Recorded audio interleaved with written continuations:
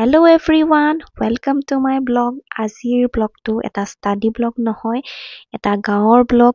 গাঁৱত মই কেনেদৰে থাকো অলপমান দৃশ্য আপোনালোকক দেখুৱাইছো. আপুনি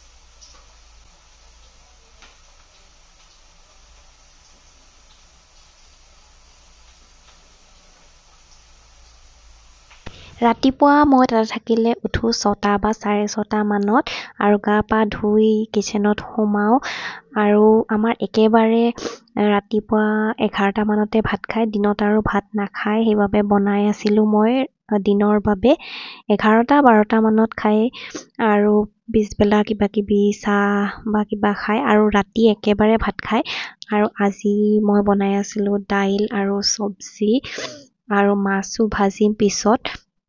যেতিয়া মই প্ৰথম বিয়া হৈছিলোঁ তেতিয়া মা স্কুল গৈছিল. ৰাতিপুৱা সোনকালে উঠিছিলোঁ অলপমান, কিন্তু বহুত সোনকালেও মই নোৱাৰোঁ. 6টা মানত তেতিয়া উঠিছিলোঁ চাগে, 6:30 মানৰ পৰা বনোৱা ষ্টাৰ্ট দিছিলোঁ. কিন্তু আজিকালি অলপ দেৰিকৈ বনাওঁ, 8টা মানত বনাবলৈ যাওঁ.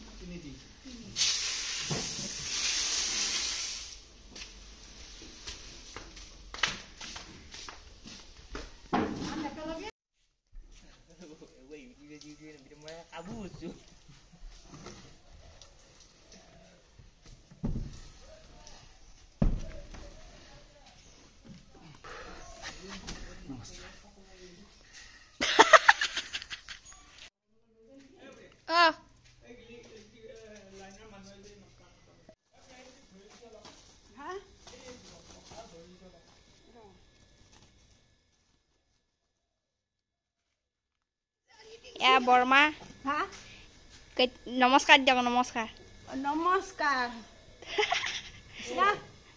নমস্কাৰ বোলে. ভাত কেতিয়া খাব? ভাত মোক নমস্কাৰ দিব দিছে. ভাত কেতিয়া খাব? খাম ৰস ধান চাৰা লাল পায়ে আছে.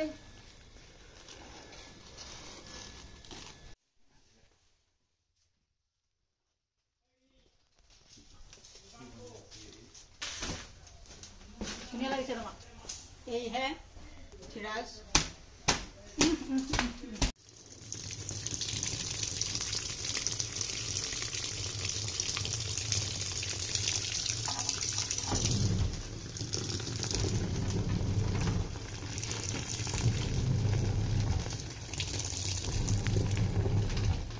এইগৰাকী হ'ল বেলেগ এখন গাঁৱৰ বৰমা এজনী. ধান চান বা কিবি বাহিৰা কামবিলাক কৰিব আহে মাজে মাজে, সদায় নাহে. মাজে মাজে ধৰি লওক এসপ্তাহৰ মূৰত 2 দিন 3 দিন, কেতিয়াবা ধানৰ কাম থাকিলে বেছিকৈ আহে.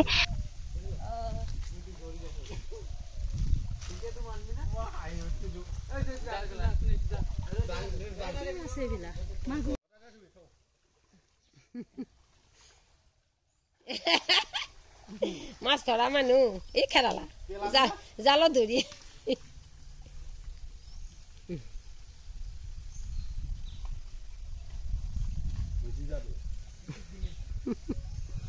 আমি চাৱা ইফালেও কান্দি আছে কইনাহঁতে মাতছি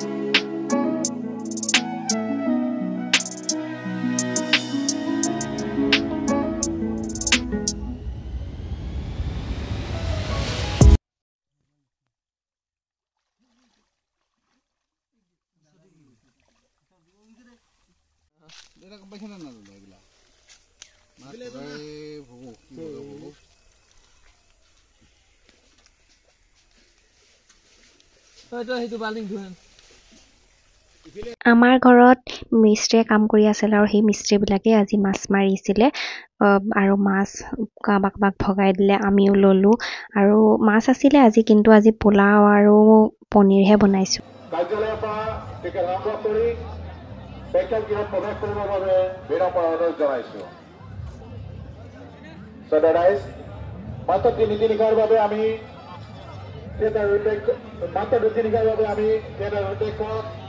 আৰু টাইম মিলিলে আজি বহুদিনৰ মূৰত থিয়েটাৰ এখন চোৱাৰ আৰু পাতি দৰঙত হৈছিলে থিয়েটাৰ ৰুদ্ৰাক্ষ সুকন্যা ৰাজগুৰু আছে আৰু ভুজংগ চৰিত্ৰটো আপোনালোকে ভাইৰেল হোৱা দেখিয়ে আছে চাগে আজি প্ৰথম দিনাৰ নাট আছিলে ৰণাংগনৰ ৰূপহী আৰু ভালে লাগিলে চাই বাৰু আপোনালোকৰ গাঁৱৰ এটা দিন দেখুৱালো নেক্সট দাদি ব্লগত আকৌ লগ পাই আছো আজিলৈ আহিছো বাই বাই